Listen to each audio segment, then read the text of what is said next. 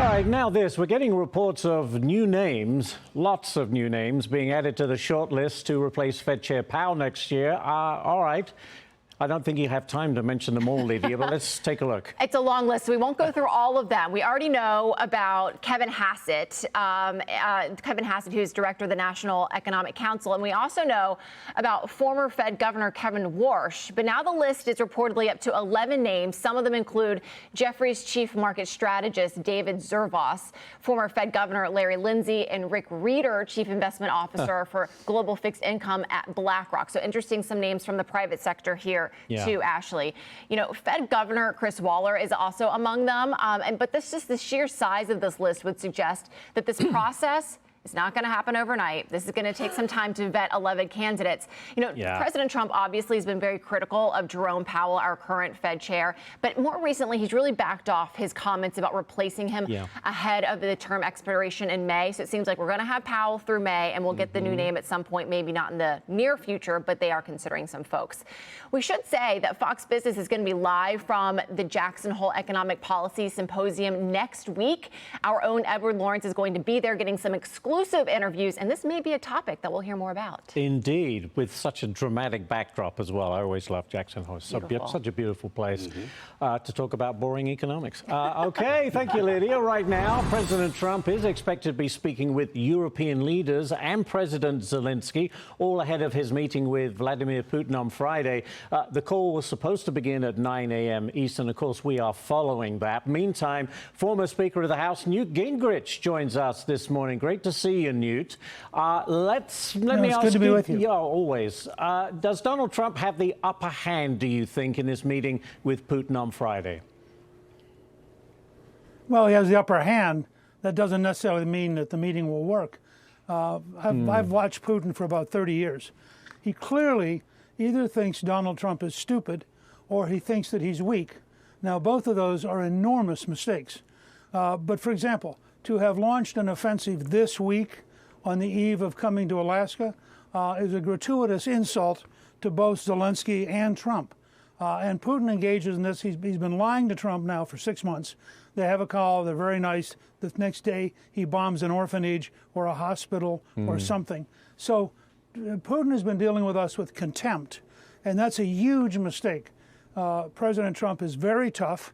He's very smart. He's very capable of walking out.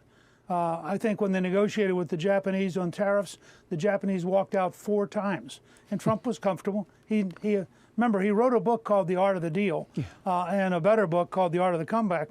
He's negotiated his whole life, and he also knows he has a bigger economy, he has a bigger military, he is in geographically better position, and he's not the one who has to worry. But Putin is running a bluff. He thinks that we're stupid and weak. Basically what he learned from Obama and Biden. And he's about to be in, I think, for a very interesting experience in Alaska. I want to change gears here, Newt. Republicans seem to be the new party for working-class voters. Some blue-collar workers believe that Democrats have abandoned them, have become too focused on cultural issues, progressive issues. I mean, is this just more than just a messaging problem for the Democrats? They are losing voters.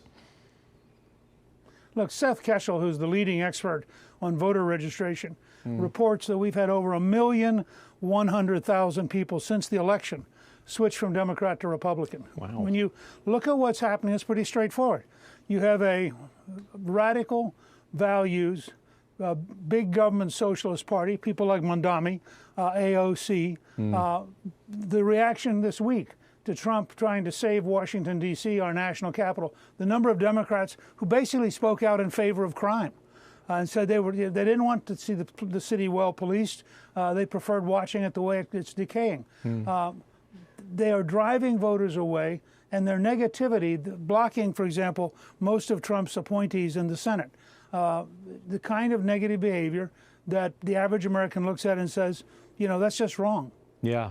And with that in mind, how do you expect this all to play out into the midterms next year? Well, I think if the Democrats truly become the party of big government socialism, which is about a 19% issue. And if they truly remain the party of radical values, which is a 15 to 20% issue, they're going to have an enormously bad, almost a 1934 Franklin Roosevelt kind of election, because people are just going to walk off from them. You see this, I just did a podcast on Newt's World with the governor of Texas yesterday, and he was commenting on how much the valley, the area along the Mexican border, has shifted from a 20-point advantage for Hillary to a 20-point advantage for Trump. It is an amazing transition, and it's happening all over the country. It is. And when you see politicians like Mamdani and Omar Fateh in Minnesota, I mean, this must be great news for Republicans because of their extreme views. You know, look, it's bad news for the country, but it is, in fact, clearly going to define the Democrats, probably more even than McGovern did in 1972, when the country just walked off from him and he got annihilated because people said, not him. At the rate they're going right now, the number of Democrats in the House and Senate who routinely vote with big government socialists with radical values, I think when it comes home back to the people back home, they're going to repudiate them because those are not the values of most Americans, and it's not what Americans believe in. Yep, couldn't agree more. Newt Gingrich. Newt, great to see you this morning. Thanks for taking the time to talk to us. Thank you, sir.